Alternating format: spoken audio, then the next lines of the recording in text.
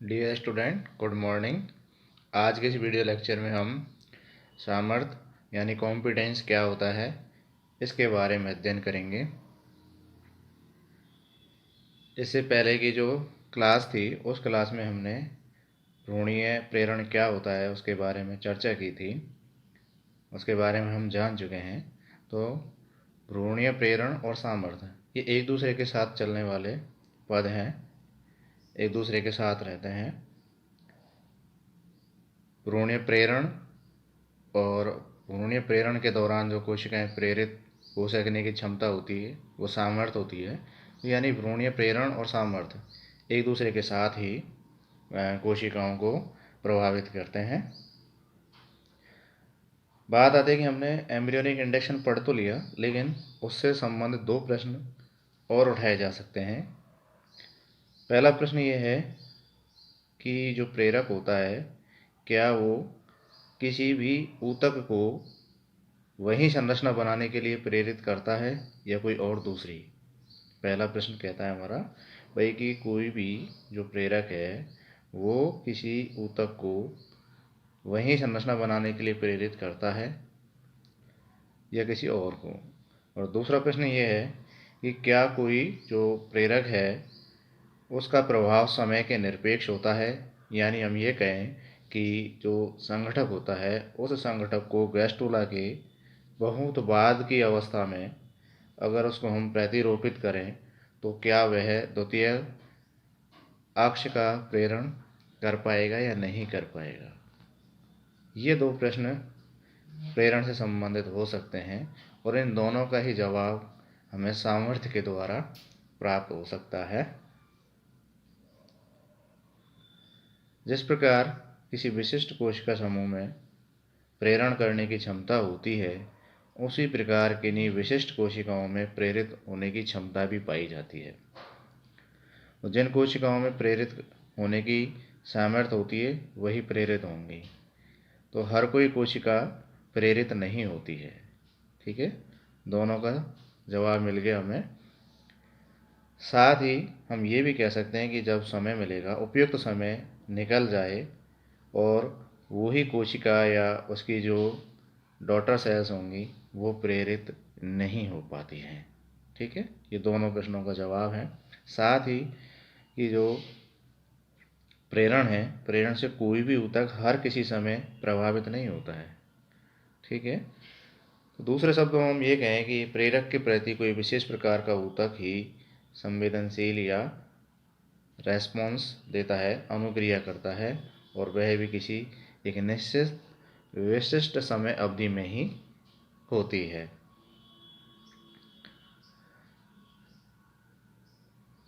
तो भ्रूण की ये जो विशिष्टता है, ये विशिष्टता कॉम्पिटेंस कहलाती है।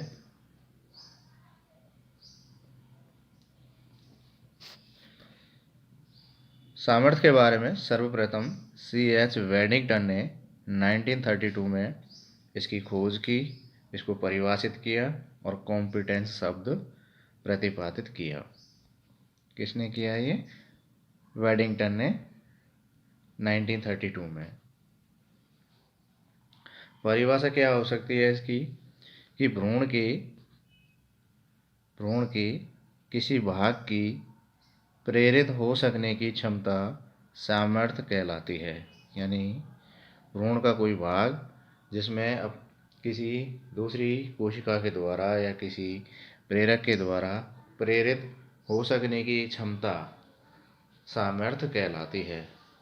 अन्य शब्दों में हम कहेंगे कि सामर्थ्य भ्रूणीय ऊतक की वह कार्य की अवस्था है जो उसे किसी नियंत्रक उद्दीपन यानी इंडक्शन के प्रति विशिष्ट प्रकार के संरचना विकास करने की अनुमति प्रदान करती है।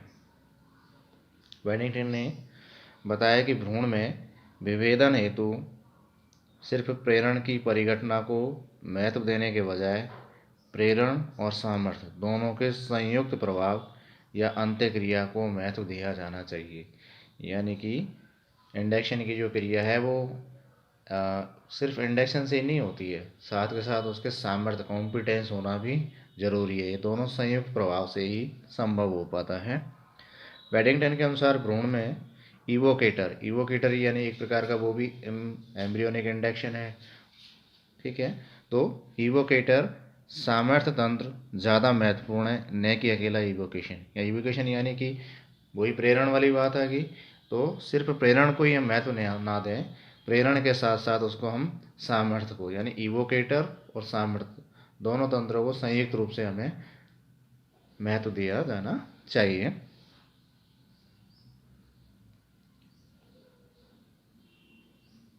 अब आता है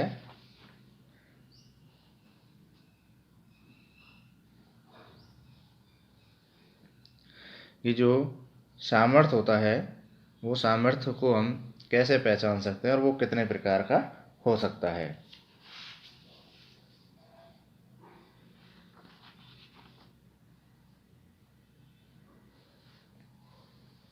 बेडिंगटन ने भ्रूण में विभेदन हेतु सिर्फ प्रेरण की परिघटना को महत्व देने के बजाय उसने क्या किया कि प्रेरण और सामर्थ्य दोनों के संयुक्त प्रभाव या अंत्यक्रिया को ज़्यादा महत्व दिया।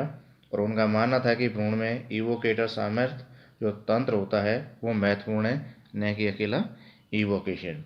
तो इनके अनुसार जो प्रेरक पदार्थ होते हैं, उन प्रेरक पदार्थों को वो तो बात सही है कि वो अविशिष्ट यानी नॉन स्पेसिफिक होते हैं, परंतु उन्हें जो स्पेसिफिसिटी यानी विशिष्टता जो प्रदान की जाती है वो कोशिकीय सामर्थ्य से मिलती है, ठीक है। यानी हम ये तो मानते हैं कि जो प्रेरक होता है वो नॉन स्पेसिफिक होता है, लेकिन उसको नॉन स्पेसिफिक से स्पेसिफिसिटी यानी कि उसको विशिष्ट बनाने के लिए कोशिकीय सामर्थ्य की आवश्यकता होती है। कई प्रयोगों में यह पाया गया है कि अनेक प्रकार के जो प्राकृतिक एवं अप्राकृतिक जो प्रेरण कर सकते हैं, यानी प्रेरक अविशिष्ट तो होते हैं परंतु उनकी जो अनुक्रिया है वो विशिष्ट कोशिकाएं ही दर्शाती हैं। तो इस तरह प्रेरक का कार्य किसी कोशिका को कई संभावित मार्गों से किसी एक मार्ग पर धकेला जा सकता है। इसके लिए हम सामर्थ्य को 3 भागों में विभाजित कर सकते हैं। पहला आता है कि सेल स्पेसिफिक कॉम्पिटेंस। पहला कोशिका विशिष्ट सामर्थ्य, कोशिका विशिष्ट सामर्थ्य सेल स्पेसिफिक कॉम्पिटेंस।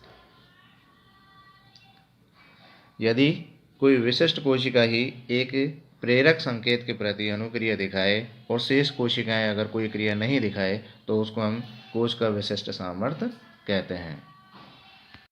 जैसा कि आपने देखा कि कोई विशिष्ट कोशिका जब किसी एक कोशिका को प्रेरित करे, सिर्फ एक कोशिका को, और अन्य कोशिकाएं अप्रभावित रहे या उसके प्रति कोई अनुक्रिया ना दिखाए, तो वो हो जाएगा cell specific competence. Second number आता है अवस्था विशिष्ट सामर्थ्य यानी स्टेज स्पेसिफिक कॉम्पिटेंस। इसमें क्या होता है कि जब कोई प्रेरक या इंड्यूसर किसी समय विशिष्ट या एक विशिष्ट भ्रूणीय अवस्था पर ही प्रभावी हो तो उसको हम अवस्था विशिष्ट सामर्थ्य कहते हैं। थर्ड नंबर आता है स्पीशीज स्पेसिफिक कॉम्पिटेंस यानी कि जाति विशिष्ट सामर्थ्य। इसमें क्या होगा कि जब कोई प्रेरक एक जाति विशेष की कोशिकाएं प्रेरक संकेत की प्रतिक्रिया दर्शाती हैं तो वह जाति विशिष्ट सामर्थ्य कहलाता है।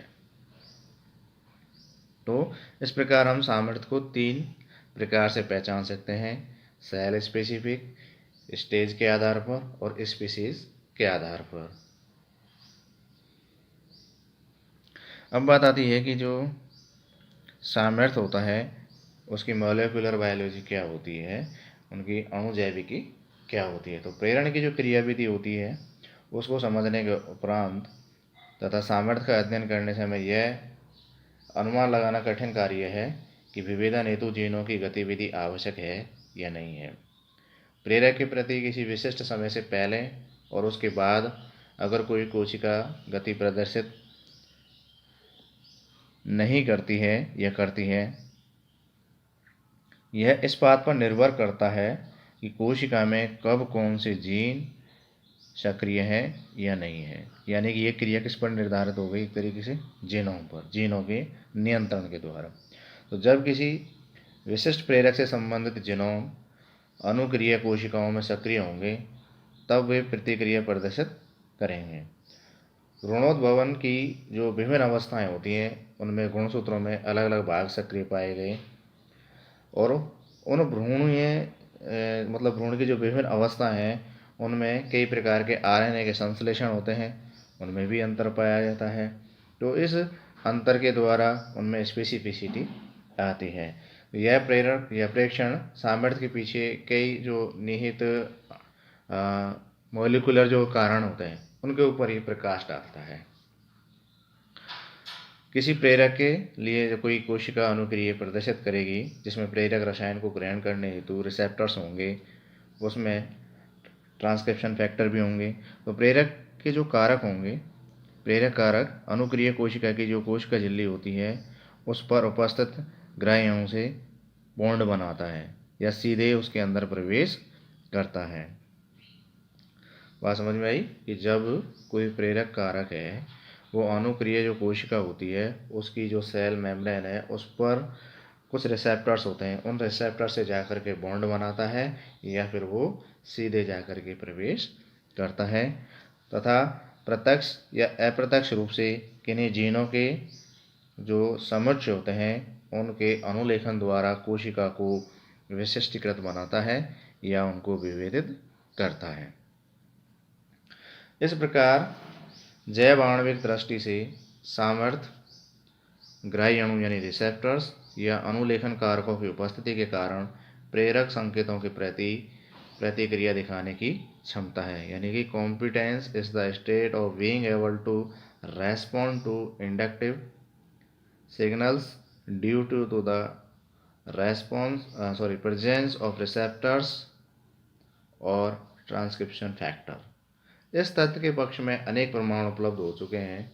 यानी कि एक उदाहरण लिया जाए PAX6, ये स्तनधारी जो जीव होते हैं उनके नेत्र परिवर्धन में एक कॉम्पिटेंस फैक्टर की तरह कार्य करता है।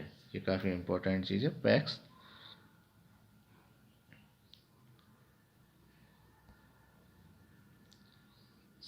ठीक है, PAX6 ये स्तनधारी जो जीव होते हैं उनमें नेत्र को डेवलप करने के लिए एक प्रकार का कॉम्पिटेंस फैक्टर है और यह एक्टोडर्म को ऑप्टिक वेसिकल्स के प्रेरक संकेत हेतु समर्थ बनाने का कार्य करता है, यानी उसको समर्थ प्रदान करता है। PAX6 कारक को बनाने वाला जो जीन है यदि असक्रिय हो जाए, ठीक है, तो ऐसे चूहों में परिवर्धन में नेत्र व नासिका का विकास नहीं हो पाता है। एक प्रकार के कॉम्पिटेंस फैक्टर है और ये कॉम्पिटेंस फैक्टर अगर हम इसको निकाल दें, हटा दें, तो जो चूहा होगा या कोई भी स्तनी होगा जिसमें ये फैक्टर पाया जाता है उसमें इसकी अनुपस्थिति के कारण नेत्र और नासिका का विकास नहीं होगा। तो ये है इसकी मॉलिक्यूलर बायोलॉजी। सीधी सी बात ये है कि इसमें जो जीन होंगे वो mRNA के जो द्वारा ट्रांसक्रिप्शन होगा उसके द्वारा जीन नियंत्रण होगा और जीन नियंत्रण की सहायता से ही वो कॉम्पिटेंस प्रभाव को प्रभावित करेंगे। अब आता है सामर्थ्य का महत्व, यानी कि इसका इम्पोर्टेंस क्या है। सामर्थ्य संभवतः भ्रूण का सामान्य रूप से परिवर्तित करने में सहायता करता है। पहली बात क्या हो गई कि सामर्थ्य जो भी है, किसी भी प्रकार का भ्रूण हो, उस भ्रूण में जो आगे का विकास होगा वो सामर्थ्य के द्वारा ही होता है। विभाजन होने की क्षमता या आगे वृद्धि करने की क्षमता है, वो परिवर्तित करने की क्षमता सामर्थ्य के द्वारा ही प्राप्त होती है। सामर्थ्य के द्वारा भ्रूणीय कोशिकाओं का जो एपिजेनिक या एपिजेनेटिक लैंडस्केप है उसको भी दर्शाया जा सकता है। बेडिंगटन ने सामर्थ्य हेतु अनेक अनुक्रिय मार्गों की पहचान की और उनको एक पर्टिकुलर नाम दिया, क्रियोड। बेडिंगटन के अनुसार प्रेरक पदार्थ तो नॉन स्पेसिफिक होता ही है, परंतु उसको स्पेसिटी या स्पेसिफिक बनाने के लिए कोशिकीय सामर्थ्य की आवश्यकता होती है। ठीक है, तो यानी कि एम्ब्रियोनिक इंडक्शन को नॉन स्पेसिफिक से स्पेसिफिक बनाने में महत्वपूर्ण योगदान सामर्थ्य का होता है।